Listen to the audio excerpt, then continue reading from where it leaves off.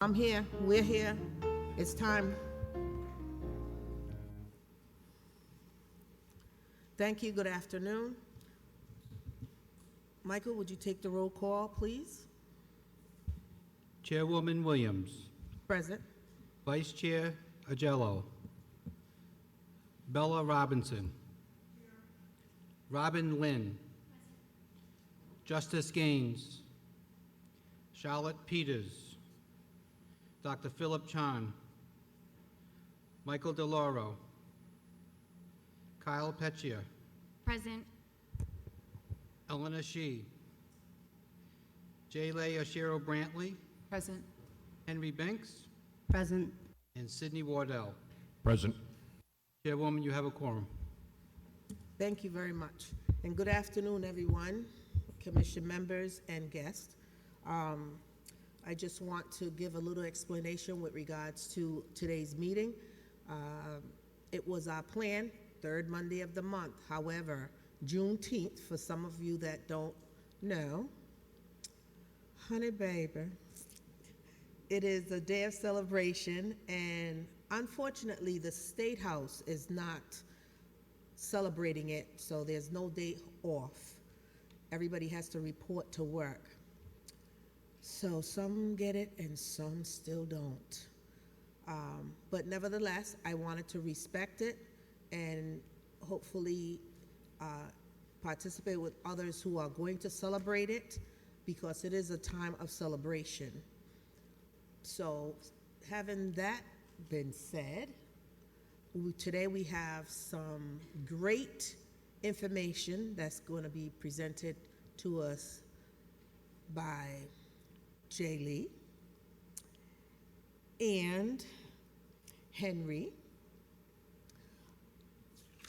two of the commission members, very cooperative, very intelligent, very beautiful women. Hello, that's definitely got to be said, right?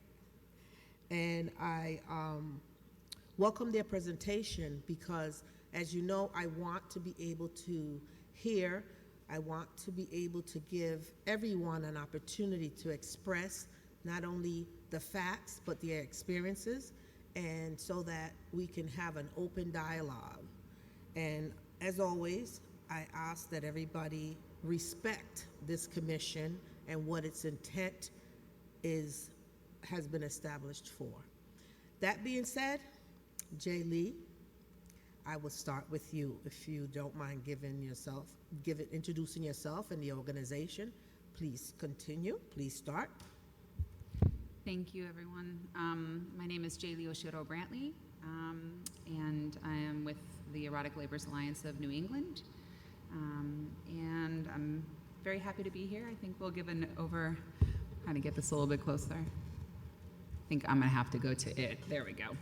I think we're going to give a little bit of an overview of our experiences on this topic, which is the intersection of LGBTQIA and sex worker rights, a topic which is very personal and close to our heart as people with lived experience. And pass it over to the other commissioner. I'm Henry June Binks. I'm also a member of the Erotic Laborers Alliance of New England. I am a gender nonconforming, second generation survival sex worker. And I'm very excited to share a little bit of where we both come from and the research that we've done collectively, to push forward any recommendations with the study commission. Thank you. I also just want to take another couple of minutes to wish you a happy belated birthday. You was here in person on your birthday, and unbeknownst to us, we did not know. So I want to wish you many, many more healthy and happy ones. Happy belated birthday. Thank you very much. I also like to note that Michael DeOrio is here present. Thank you. To kick it off a little bit, I am transgender. I identify as both male and female, so you half there. I'm also pansexual, which for a lot of people who don't know, that used to be what we referred to as people who were bisexual.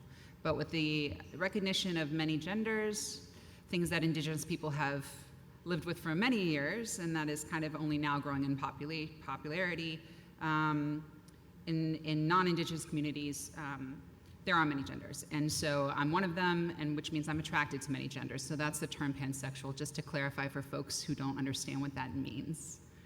Because it can get a little confusing, I think. I'm also a person of color. I'm a second-generation sex worker. My grandmother was from Okinawa. And I just wanted to mention that because as a person who is multiracial, I grew up in Oklahoma,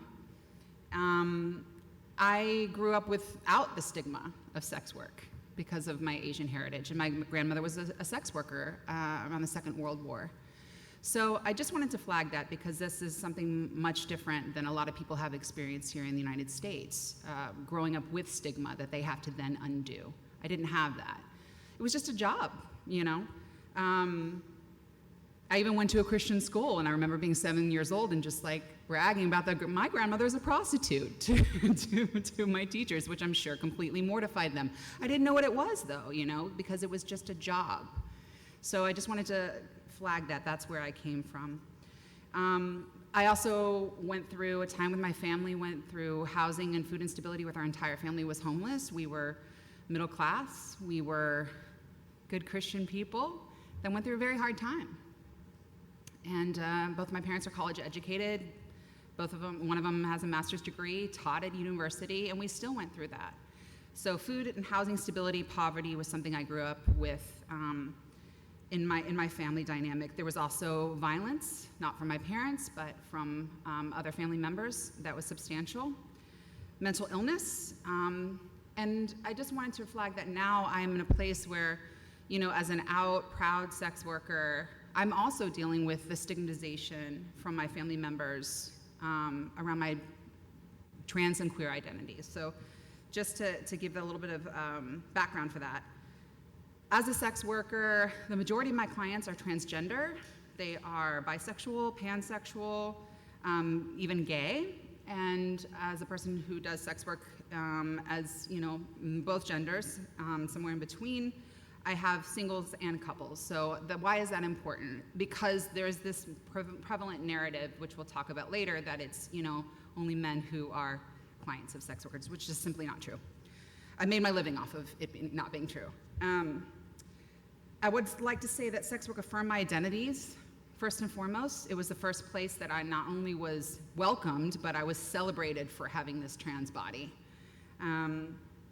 And it provided community support networks for me, disability inclusion as a person who lived with disabilities, provided a lot of flexibility for me to work with the ability that I had, and I still have.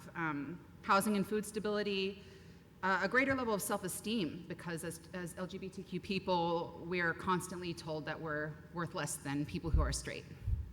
That's just a pervasive message from the top to the bottom. It provided emotional healing for me. It really did, to be able to connect with folks. And a lot of my clients are living with severe disabilities. Some of them are wheelchair bound. Some of them use wheelchairs and have severe mobility impairment. And so to be able to connect with people who have disabilities is also something that I would love to explore at a later commission from someone who speaks on that. I think it's very important. It also provided me a pathway out of poverty, which I was stuck in from a generational perspective. Probably even going back to my grandmother, right? So that's it for me. I do have experience in labor exploitation. I would like to flag that it was not in the sex industry. It was in a very reputable and desirous industry in Hollywood, in publicity. So that's my experience. All right, again, I'm Henry June Binks. I'm, as I said, a second-generation sex worker. My mother came to the States from Australia, doing full-service sex work there, where she conceived and carried to term 2 of my siblings, which she was unable to care for. And from there, she came here to the States and worked at gas stations and truck stops doing full-service work. Struggled with substance use disorder, and a wide array of mental illness that was hard for her to find treatment for, given the nature of how she made her money. I was conceived in an act of sex work, actually. I got to be present for Mom and Dad's wedding in the womb in Reno.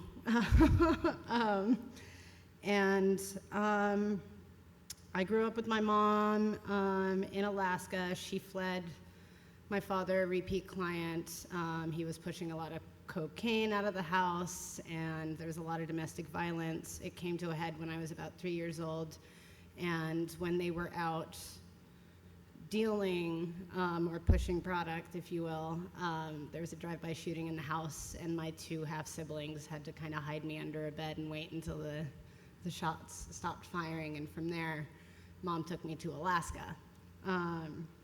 She was really suppressed in her identity as a sex worker, as a woman who loved other women as well. She didn't just play for the hetero team. And I watched her health in every way deteriorate because of how isolating her experience was in a small rural community. Alaska's really, really tiny, and they didn't talk about sex work or substance use disorder in the same way that we start to nowadays. So I saw the consequences of what being a suppressed identity really were, and our house suffered for it a lot. I was orphaned as a teenager as a result. My mother unalived herself. I think it was a week before her 50th birthday when I was a teen. So I dropped out of school and became an adult. At that moment, I was in and out of the foster care system. Luckily, there was an advocacy network up in Alaska called Facing Foster Care in Alaska, so I was able to find a safe location to kind of transition into full-fledged adulthood until I left for the lower 48 at the age of 18. And if you wonder what the lower 48 is, it's the lower 48 states. It's just what we call it up north. Most of my clientele are couples looking for a safe place to explore group play or queer. I'm going to say queer sex. There aren't a lot of platforms where people without experience can come in and have that. It's oftentimes, people, especially, I saw in my mom, it was a lot of closeted activity, which meant limited experience, limited knowledge of how to approach what it was, to explore a kink. So that is kind of my specialty. I do a lot of trauma-informed care too for couples who have dealt with infidelity, who have dealt with sexual assault. And yeah.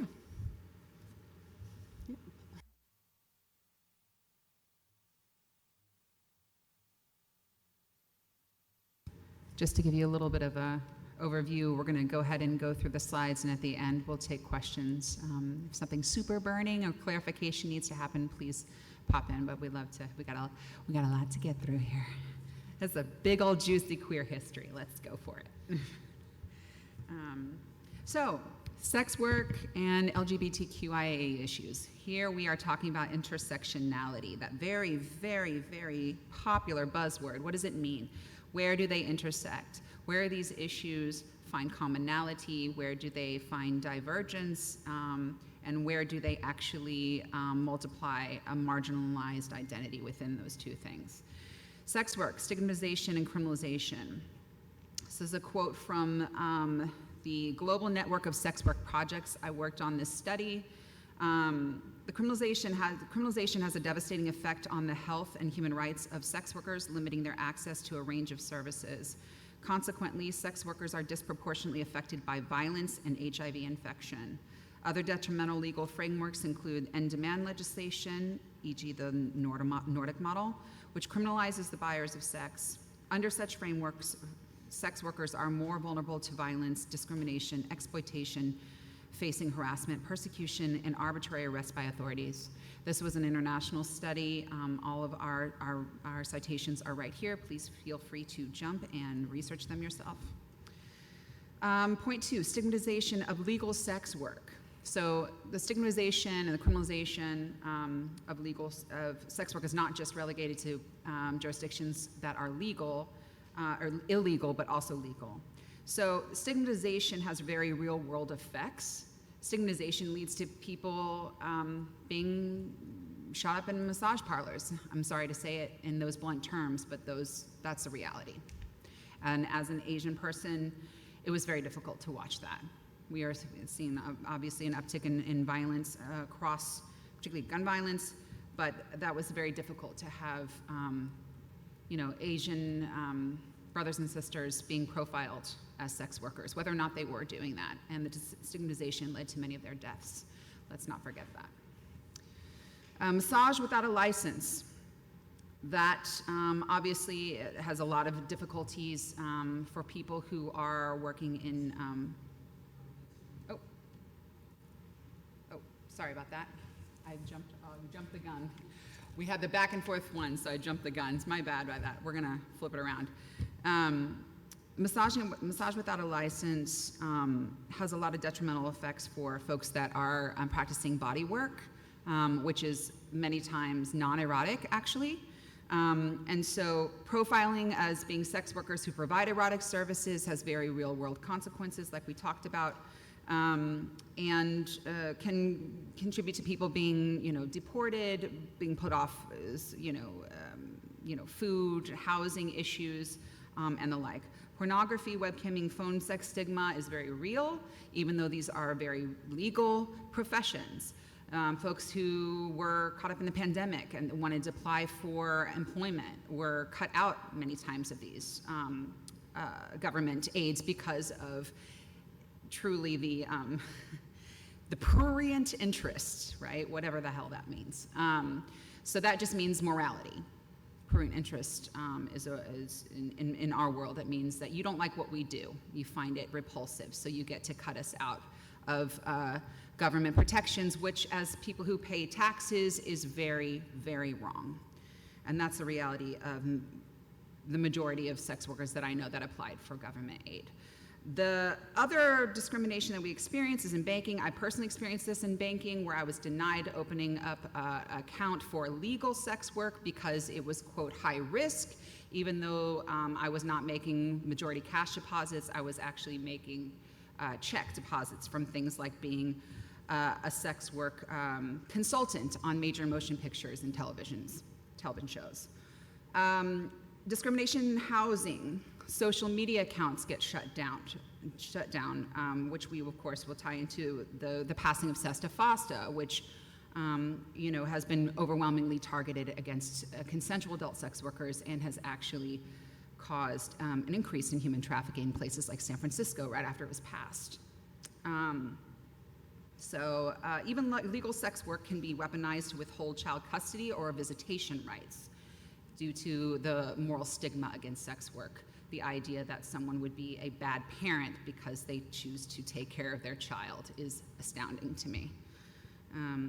Obviously, the conflation with human trafficking, which I just touched on, Sesta and FOSTA impacts. There is a reason that 48 of those senators that passed that bill, the majority of which are now regretting it and trying to pass a bill now to study its harmful effects. Whoops. We were saying this is a horrible piece of legislation. Do not pass it. It will make it harder to find people who are actually experiencing human trafficking. And indeed, initially, Jeff Sessions' Justice Department was even against it. So that implies a lot. And it, of course, has been. People who have experienced trafficking are now harder to find due to things like, the evidence trail is outside of the United States jurisdiction.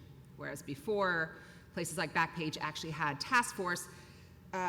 task force dedicated to finding survivors of trafficking and people who are potentially being exploited. That is no longer the case due to Sesta Fosta. When adult consensual sex workers are conflated with human trafficking victims, the stigma can prevent access to housing, food, and other services, especially service providers with religious or moral anti-sex work contingency-based services. That's a lot of big words. What does that mean?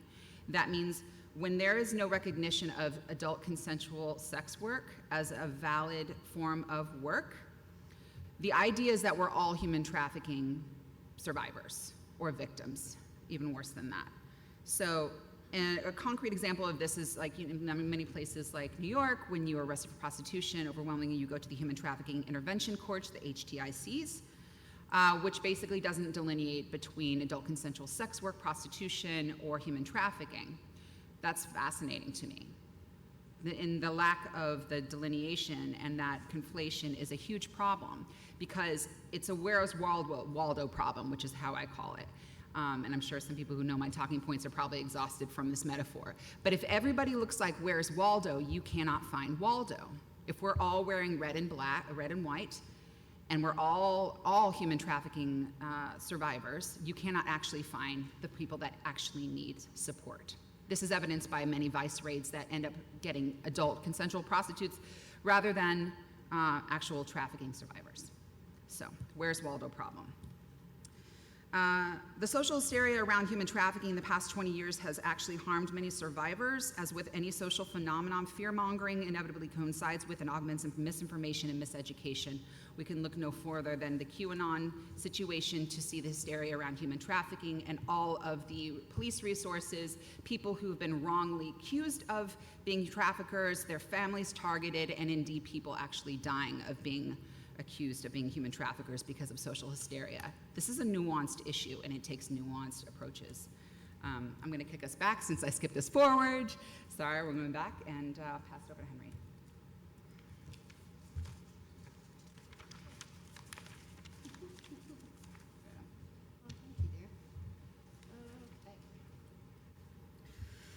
So, stigmatization and criminalization. The stigmatization of sexual orientation and gender identity. The Defense of Marriage Act, which defined marriage as being between a man and a woman, was not ruled as unconstitutional by the Supreme Court until 2015. I'm sure that that's a moment a lot of us remember.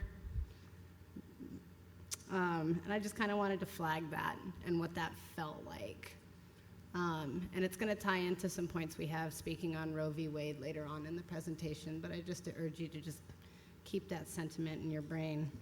It wasn't until 2020 that the Supreme Court ruled that employers cannot discriminate based on gender identity and sexual orientation. I also would like to say quickly that as it stands, there are no such protections that exist for sex workers. I do know several people up in the state of Vermont who engaged in virtual sex work on OnlyFans and returned to work later. When their bosses found out that they were selling content online, they were in fact terminated from their legitimate places of labor. The criminalization of same-sex behavior. Laws making sodomy illegal were allowed to exist in 2003. And I quote, in their 2017 survey, the International Lesbian, Gay, Bisexual, and Transgender and Intersex Association reported that 72 nation states continue to criminalize same-sex behavior, with 13 nation states allowing for the potential application of the death penalty. LGBTQ people in nearly all countries worldwide report experiences of stigma and discrimination in some form. This includes structural barriers that result in difficulty accessing housing, education, healthcare, and employment, and restrictions on or abuses of human rights. And now we're going to bring up a couple figures in history because it's Pride Month. P.S. Happy Pride Month. So first, we have from the 1830s, this is prior to the Mann Act, of course, black transgender sex worker in New York and New Orleans, Mary Jones. 1959, Cooper's Donuts was a place of police harassment of queer people and trans sex workers at a coffee shop in Los Angeles that incited an uprising. 1966, the Compton cafeteria, police were manhandling, there was a manhandling of a queen in San Francisco that kicked off an uprising. And of course, 1969, Marsha P. Johnson, Miss Major Griffin Gracie, and Sylvia Rivera. They were harassed by police, as many other queer folk and trans sex workers of color at the Stonewall Inn in New York City, and it started what was called the beginning of the U.S., widely called the beginning of the U.S. LGBTQ rights movement. And this quote I love because it's true. Indeed, the fight for LGBTQ rights was and is inseparable from the fight of sex worker rights.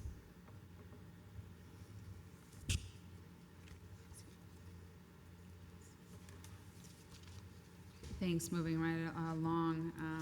I just wanted to take a second, I know we're moving through these quickly because we have a lot of information to share with you, but can you imagine, when we're going back to that slide, just a couple there, of,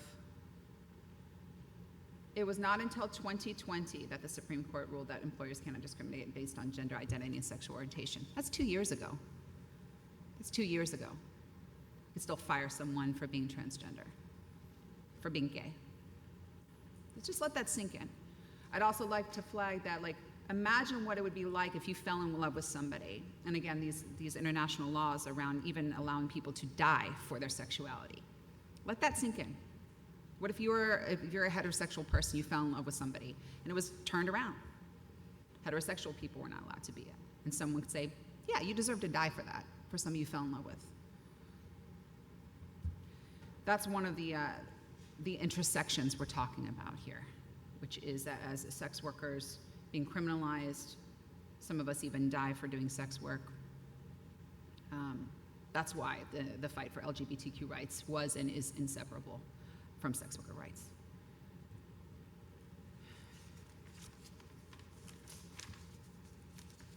So we're gonna go we've gone macro here, we're gonna go a little bit macro. Rhode Island prostitution and trafficking data. This data was comprised over a 10-year period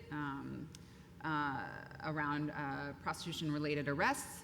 And the state saw 21 convictions for prostitution-related crimes, 4 trafficking convictions for forced labor, sexual or otherwise, 5 convictions of sex trafficking of a minor, and 1 for patronizing a minor for prostitution. It's worthy to note that Rhode Island was considered behind the curve for trafficking survivors according to Polaris Project. It wasn't until 2010, a full decade after the Trafficking Victims Protection Act, the TVPRA, went into effect, that criminal record relief for trafficking survivors began to take form. Rhode Island was further behind the curve than most, leading many survivors shouldering criminal convictions that prevent access to housing, jobs, education, and other social services. Polaris gave the state vacator laws a failing grade in their report for the lack of offenses covered and unrealistic standards of evidence, amongst other things. So that's some data around that intersection of being a trafficking survivor. Again, people who engage in sex work not of their own volition were still not receiving the kind of relief up until 2010, 10 years after the TVPA passed. So there's work to do here, particularly when it comes to people who are survivors of exploitation. I think this one, oh yeah, actually I'm gonna, yep, thank you. Kind of like Bert and Ernie, a little bit, just go back and forth. So this was a paper which I had the pleasure of being the lead author on, along with some brilliant researchers. And the name of the paper is called Continuum of Exploitation, the Role of Inclusive Sexual Health Education in Preventing Human Trafficking of Minors. These are the LGBTQ highlights, not all of them, but some of them I thought that would be pertinent for today. This is also was published in the Charleston Law Review last year, so let me know if you would like a link to that as well. It is behind a paywall, as they like to do, but I have the PDF. The structural origin of human trafficking is rooted in centuries of systemic social and economic inequality. These inequities have been continually exploited within hierarchies of access to all kinds of power, including sexual and political agency. Queer youth, particularly transgender and non-binary youth, are 7 to 8 times more likely to trade sex than their heterosexual cisgender peers. If that statistic doesn't tell you that this is a queer issue, I don't know what will. LGBTQ youth are at higher risk of exploitation when their identities, feelings, and expressions of gender and sexual orientation are invalidated, ignored, or denounced through formal or informal sexual education. That's sexual education that happens in their schools, in their religious communities, in their familial dynamics as well. It's informal or formal from the government, which says that their identities doesn't deserve to have people put it in the curriculum of those schools in the first place. Poverty and a lack of economic opportunity creates vulnerabilities that trap people into exploitative situations. When economic desperation is compounded with subsequent factors such as racism, sexism, homophobia, transphobia, family trauma, and failed educational systems, it creates a ripe environment for trafficking. Thank you. According to a 2015 survey by the National Center for Transgender Equality, on average, 5% of transgender, gender nonconforming community members engage in sex work for income each year. 55% of those who engage in survival sex each year are transgender women. We also believe those numbers are actually quite low because people have a lot of stigma and shame around reporting sex work, just as they did around reporting their gender identity and sexual orientation when the people first started actually studying this. Self-reporting is a very tricky thing. It's tied into how people feel about what they do and even their ability to recognize that what they're doing is sex work, which is tricky for some people. Approximately 19% of all study participants had participated in some form of survival sex for money, food, sleeping quarters, or other goods and services. For queer youth, especially transgender youth, family rejection is a primary force behind exploitation. If you are forced to run away from home or thrown out of your home, you have to figure out ways to survive. Survival sex is a natural choice. And here is where we go back to that nuanced conversation. This is not a blunt hammer instrument issue. You know, there's that phrase that if you're a hammer, everything looks like a nail. This is not that issue. Sex work is not a nail issue, and it doesn't deserve a hammer answer and response. It's very nuanced. When there is recognition of sexual activity in school education, curricula often focus almost exclusively on heterosexual relationships. Students with other sexual or gender identities are left without tools to protect themselves during sexual encounters, and they experience augmented shame. That's just a reality for pretty much everybody I know who's queer or trans. By all means. Does anyone here remember a time when they went to high school where there was a day of silence for people who were in the closet in their queer experience?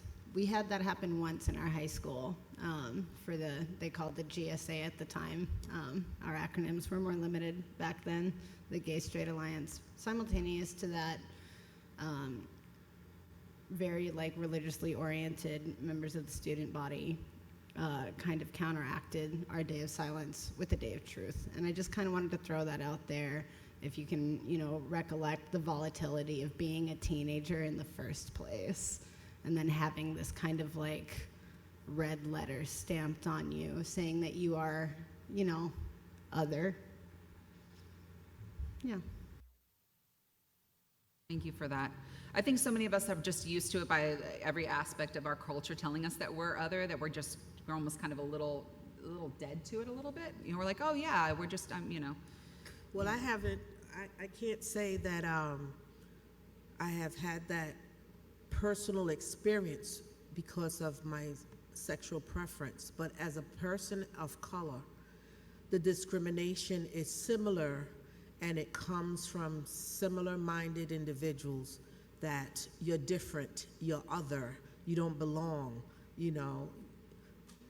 So the stigma I can relate to when it happens. I know that feeling, and amongst your peers, it hurts even worse because you think that, oh, you see me as an individual, you see me as a person, you see me as you look at yourself as a human being, but realistically, it's not so. So I get it, Thank you for saying that. Thank you. Wrapping up here, law, homophobia, misogyny, control of women's bodies, and people's sexual experiences all coincide and support repressive conditions that foster exploitation, stigmatization, and violence. There are a lot more juicy nuggets, and I'm not just bragging, but I kind of am because it's a really great paper. You should totally read it. Gonna pass this over to Henry now. All right, let's talk about sex workers in the queer community. The dual identities of LGBT sex workers therefore have the potential to further marginalize individuals and render them more vulnerable to increased levels of violence, human rights abuses, and decreased access to services and justice. Again, it's no secret that it wasn't until 2015 that same-sex marriage was even allowed. We don't have any anti-discrimination laws anywhere in place to protect erotic laborers, even to the point of us choosing to transition out of erotic labor. Yesterday, Jay and I were talking about an artist that we both really love and respect, who was a dancer and a sex worker for many years, and is staring down the reality of her retirement now. She's got an entire art collection that she's publishing and sharing. She goes by the moniker of Jack the Stripper. You can find her on Instagram. She's really great. But her graceful transition is not the reality for everybody. In fact, it's very, very much far from that. We live in a labor society that says that even legal places of sex work are not things that you can put on your resume at all. As a server, as a security worker, as a bartender, it doesn't matter. This is an entire shadow demographic of labor, as the demographic of us queer folk is shadowed. It is just an entire slice of your identity and the stuff you do and the way you move through the world that you are not allowed to share with the world for threat of losing your income should you choose to retire. So, opportunity. Trans people, especially transgendered women of color, often have fewer options of employment outside of sex work. I'd also like to flag that trans people of color are disproportionately targeted for prostitution charges, full stop, everywhere. More than 1 in 4 transgender people have lost a job due to bias. More than 3/4 have experienced some form of violence, workplace discrimination, refusal to hire, privacy violations, harassment, and even physical and sexual violence on the job are common occurrences and are experienced at even higher rates by transgender people of color. You can find that source at transquality.org. STI infection. We all remember the presentation that we had on the health risks associated with keeping sex work under the table. LGBTQ people have higher rates of HIV and AIDS, other STIs, comparatively with straight cisgendered people. The sexual orientation is difficult to determine in research due to self-reporting and identification. We have already had this conversation around sex work, how it's not really commonplace for folks outside of, for folks in sex work to feel comfortable coming forward with their healthcare professionals and saying, what they're doing, why they might be going through partners, maybe not even disclosing how many people they've had intercourse with. It was only this year that Canada lifted the ban on sex workers being able to donate blood, and even now, as that stands, you have to wait 2 years after seeing your last client before you can give blood.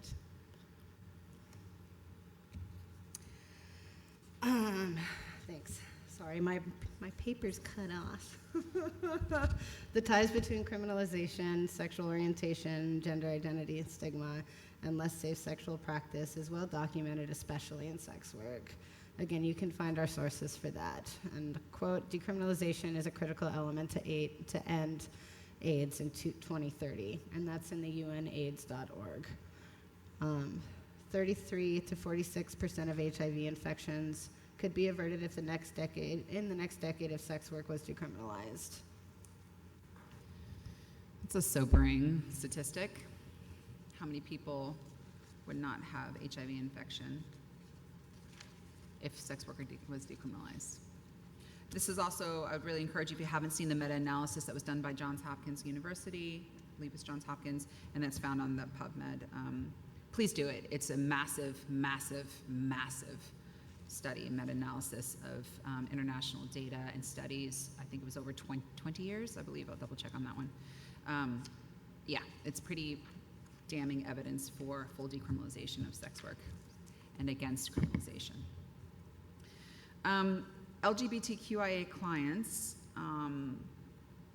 I'd like to just talk about this, and I've mentioned this before, that as a person who's primarily a sex worker, but also a client, this is where I sit in between spaces that a lot of people find very confusing, because there is a lot of there's a lot of push and pull around this idea of partial decriminalization otherwise known as the Nordic model, which is actually full decriminalization for clients.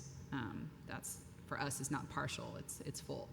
And so as somebody who sits on both sides of the sex industry, this is something that I'm very passionate about. Further stigmatizing clients is not going to help us get safer, as we just talked about the link between stigma and negative health outcomes. So, class and gender stereotypes and sex work narratives. The false narrative that wealthy, straight, white, cisgender men are the only clients of poor, straight, female sex workers is demonstrably false in both arrest data across the country and academic research data. I would like to flag that in Vermont, the majority of people who are criminalized for prostitution are actually men or transgender women. We know that sometimes there is not accurate reporting amongst arrest data. They are classified as men many times and they're transgender women, but they are not cisgender women. So, as well as patronizing, not just also people who are selling sexual services. Transgender, lesbian, gay, and queer clients are definitely represented in clients for sex workers and can many times explore their gender and sexual orientation in a safe and emotionally healing environment with sex workers, especially if they are closeted with families and feel they have no other outlet for their identity. This is the reality for a lot of people. They don't feel like they can actually be out because of all the stigma we just covered. And so sex workers are their only outlet many times. There's some people that have lost partners to cancer or are caretakers for a partner who has caretakers for a partner who has a long-term illness. They have no intimacy in their lives. They have no sexuality because of situations beyond their control. People who are living with long-term and severe disabilities that have caretakers. You can't sext when someone is sexting for you because you have no mobility impairment. So this idea that they should just find another way to connect with somebody and have a loving life is deeply cruel. It's the same type of cruelty that we saw when we knew that marijuana was helping people with cancer. And that's the way that I look at it when we're talking about sex work and people with severe disabilities. It's deeply cruel. We offer something good, even life-saving. My friend, I'll call him Dave, told me in the gym a few weeks ago that he helped a 60-year-old man enjoy gay sex for the first time. The man reached out to him, told him he was a virgin to gay sex, and asked for help. When it happened, my friend described the experience as one of the most powerful in his life, and that is in The Advocate. I wanted to name something. I have a client somewhere out in the world who's actually stepped up to the plate for the sex worker rights community more than once. They live with severe autism and post-traumatic stress disorder. They're a 3-time sexual assault survivor and living in the closet with 2 very right-wing parents. They've been a longtime client of mine. They've been nothing but respectful and excellent, and I've been informed more than once by this client that having access to a safe place of intimacy has helped keep him alive during the pandemic and after. And I'm glad that that person is alive too, because when we're not engaging in our transactional relationship, they move through the world like the rest of us. They do great things for the community. They show up to Pride. They make sure that their people are safe.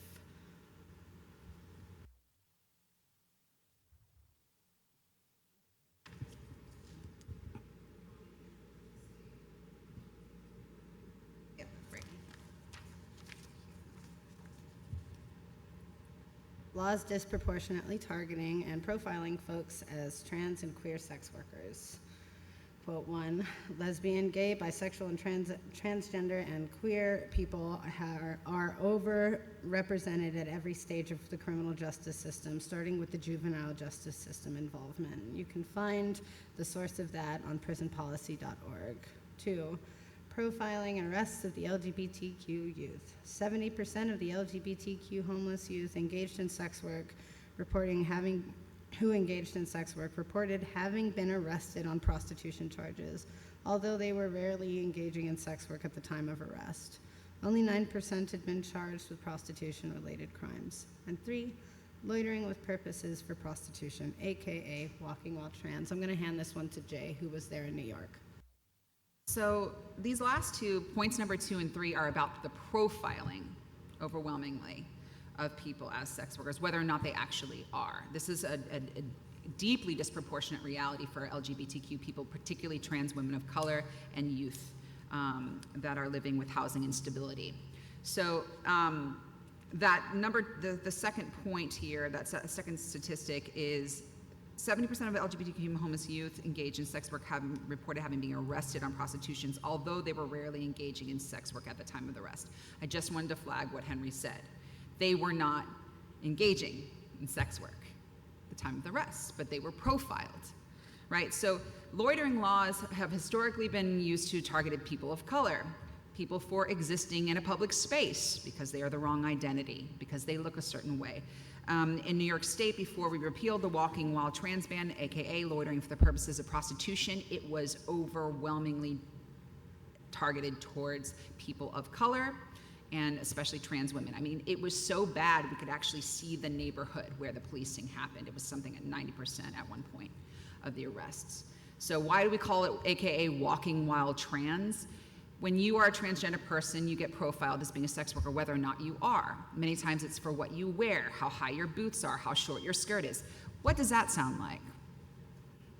Anyone who has a feminized body, who identifies as a woman, can completely understand what it's like to be profiled as a whore, quote unquote, as a sex worker. Why are you dressed like that? You look like a prostitute.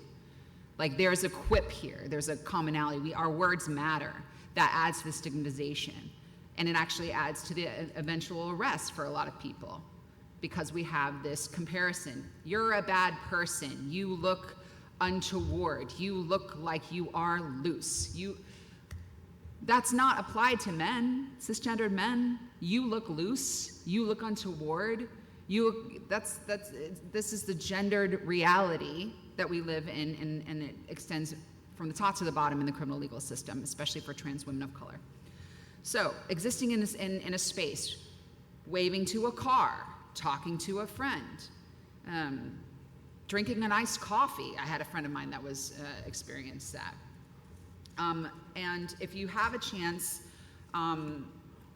there's a film that I was one of the producers on. It's called Caer, C-A-E-R, and this is completely addresses this issue about trans women of color, particularly migrant workers in Jackson Heights, Queens, which is the overwhelming place where this law was targeted, and the experiences of these folks that are trans in Queens and have experienced over-policing and arrest and profiling.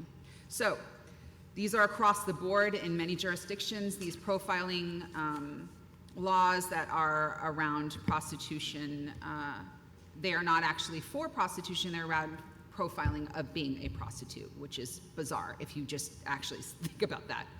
So I'm gonna pass that over. Oh wait, are we going? Oh yeah, I'm gonna go to this one. Sorry, it's back to me again, sorry. Let's do this.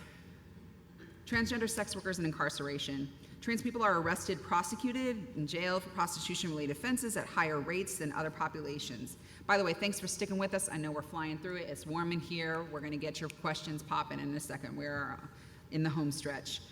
Trans people are arrested, prosecuted, and jailed for prostitution-related offenses, including profiling, at higher rates than other populations. Inappropriate gender incarceration, i.e. trans women being housed in male prisons. As we said before, even arrest data many times will identify them as male instead of women. So that arrest data is not even accurate many times.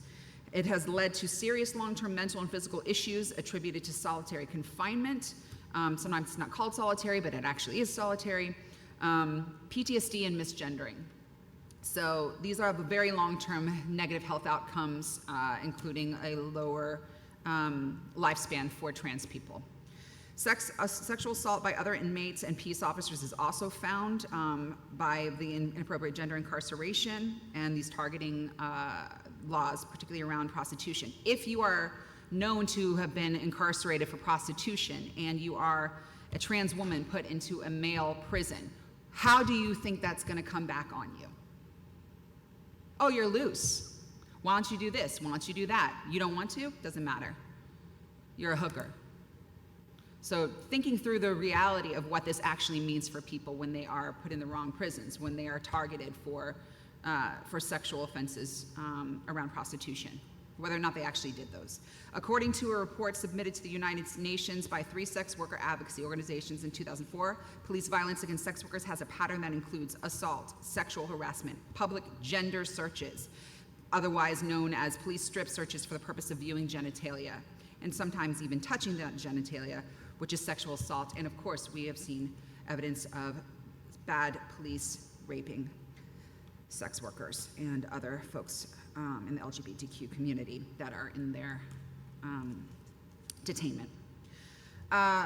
Death is also a reality for trans women who are incarcerated around prostitution-related offenses. Layleen Polanco was a transgender sex worker of color who was thus killed by negligence at Rikers Island when correctional officers actually laughed. You can look at the video. They laughed at her and waited over 90 minutes to respond after she had a seizure in solitary. Her incarceration was overwhelmingly due to not paying $500 from bench warrants from being arrested for misdemeanor prostitution and a low-level drug possession offense. She died for being poor and a person of color who is trans. That's the reality.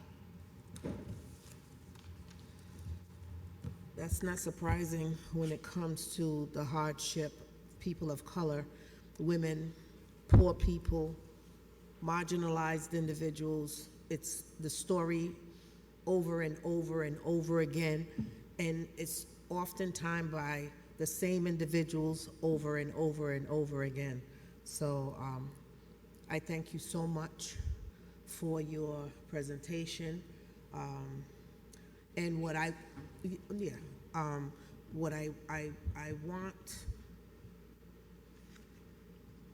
want to kind of stress on to the commission, because we have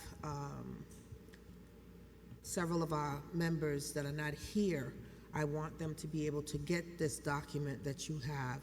I want them to be able to review it as, you know, have it on paper, but also review the recording once it becomes available, because you provided some really good information. But I also want to be able to attach the homelessness part more in detail with regards to the sex workers. So I'm going to leave the commissions with some work once you're finished, some homework once you're all done. Thank you. Proceed.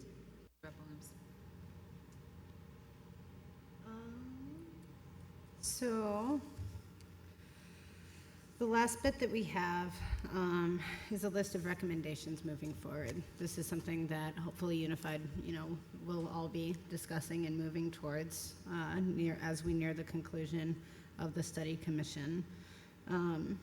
I'd like you to open. Sure. There we go.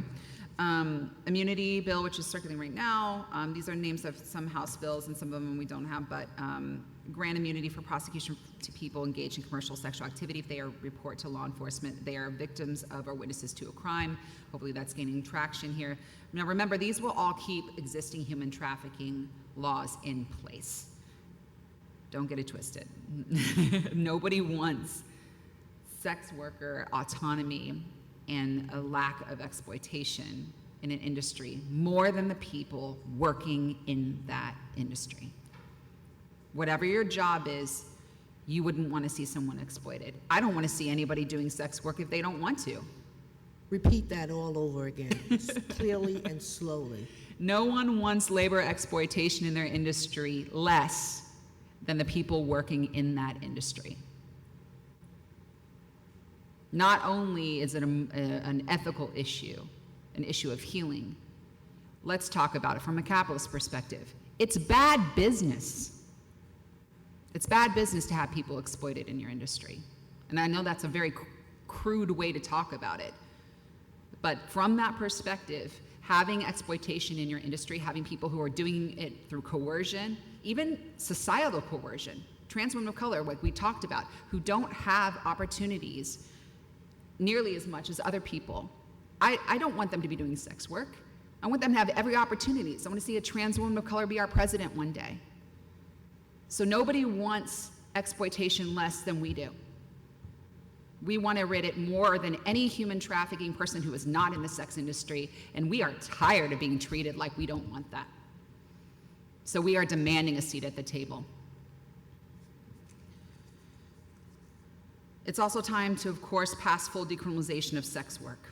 United Nations High Commissioner for Human Rights, World Health Organization, UNAIDS, United Nations Office on Drugs and Crime called on global leaders to make detention a last resort, to close drug rehabilitation detention centers, and to decriminalize sex work, same-sex sexual relations, and drug use. We're also asking for the repeal of loitering for prostitution, loitering for indecent purposes, which says it shall be unlawful for any person to stand or wander in or near any public highway or street or any public private place in an attempt to engage passersby in conversation or attempt to stop motor vehicles for the purpose of prostitution or other indecent act. What's another indecent act? Who gets to decide that?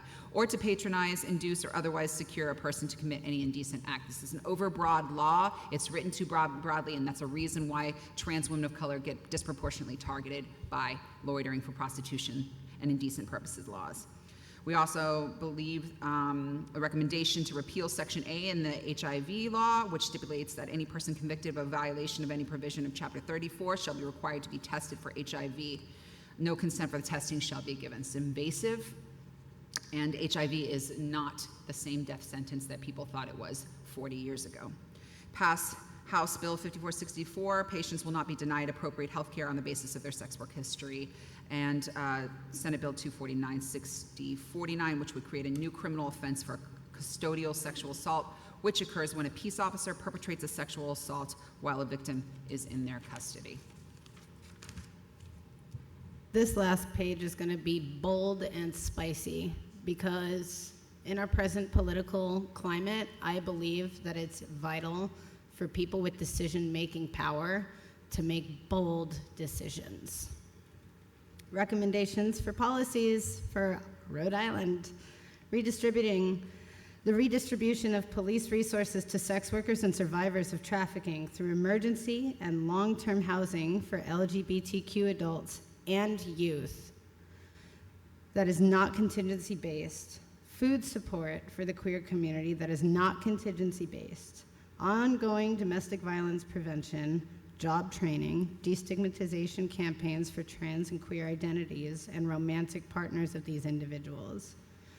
We need to create an effective anti-trafficking task force by making it mandatory that former survivors and current sex worker organizations lead this, not law enforcement. And shoring up protections around bodily autonomy.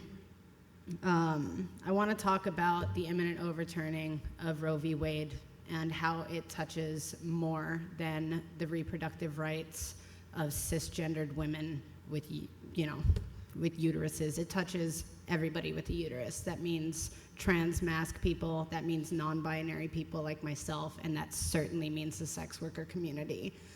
The consequences of the overturning of Roe v. Wade, wherever you lie on your moral compass, has the potential for catastrophic consequences for every marginalized community in this country.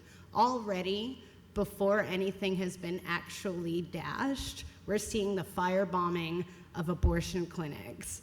Also, tandem to this, I wanted to highlight that 30 armed men were arrested outside a Pride event in Coeur d'Alene. If we sit on our hands while this kind of thing is happening, we are saying that that behavior and that violence is okay. This is bigger than a conversation about our moral judgments regarding labor and sexuality. People outside of these marginalized communities have the privilege to get hung up on a moral discrepancy. We have to fight for our lives. If we do not protect the sex worker community and the queer community, there is no hope for anybody ending their sex worker career like some people might prefer. We won't live that long. So what I think is really important as a closing statement, whatever we conclude today, or as a study commission, we need to be willing to make really hard, protective, measuring decisions. And we need to be able to step back and listen to the people who are most in danger by a political climate and a social climate that is shifting gears to perpetuate violence against marginalized communities, with people who are part of those political and social bodies who are comfortable enough to say that they would exterminate us if we couldn't be fixed. Thank you. Thank you. At the bottom, you're going to find a couple quotes here. I do think that they are really important. The first is from a sex worker up in Canada. Abortion bans have the biggest implications for marginalized women, poor women, racialized women, migrant women, and rural women that have less access to abortions to begin with. Under a ban, they would have even less healthcare options because they can't afford travel elsewhere. They are far less likely to be able to afford a lawyer if they face criminal charges in a place where abortion is criminalized. And rabble.ca is actually a great place to go if you want to know what the political climate in Canada is right now around sex work and queer rights. Activists and supporters of the LGBTQ community say any decision to overturn Roe v. Wade could have significant consequences on vulnerable groups if privacy-related rights like access to contraceptions or gender-affirming care are threatened. That's under NPR. And folks, like, they're on social media and in news outlets across the board, people are already voicing their concerns for the data tracking capabilities of, like, period tracking apps. People are concerned about being arrested for crossing state lines to access abortion. But more than this, overturning Roe v. Wade sets a stage to say that everything that we fought for within the queer community and within reproductive rights can be taken away. State to state, though, we do have a lot of power.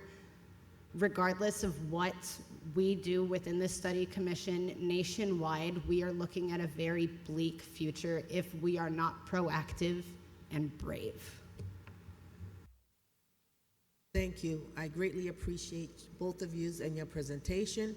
And what I want to do, what's going to be needed to be done today, because of time, I'm going to have part 2 because I want to be able to talk more about homelessness in the LGBTQ community as well as in sex community, and I want to combine the two. So what I'm going to do is give you the powwow thank you, ladies. Thank you very much for the presentation of today, because there's a couple of us that have to depart, and if there was the VP of the commission, others could continue. But as I mentioned earlier, I want the other members to be able to get a chance to get into the document that you provided today and get familiar with it so that we can have a even more of a robust Q&A moving forward. But you will have enough time, all of us will have enough time to do that, because what I want to also make the commissioners aware is that we won't have a meeting in July and August for an array of reasons, but also we will come back in September and refreshed and ready to go to continue this great work that we are all doing and taking part in. So thanks again. Thank you very much. And in the event you come across any more information, please feel free to send it off to Mike so that we can add that on to what we already have today. So again, I salute you. I thank you for being bold and spicy and bold and truthful and bringing it like you need to bring it. It's greatly appreciated. And with that, I entertain a motion to adjourn today's meeting. Second by Robin. All in favor? Have a great, safe, and wonderful summer.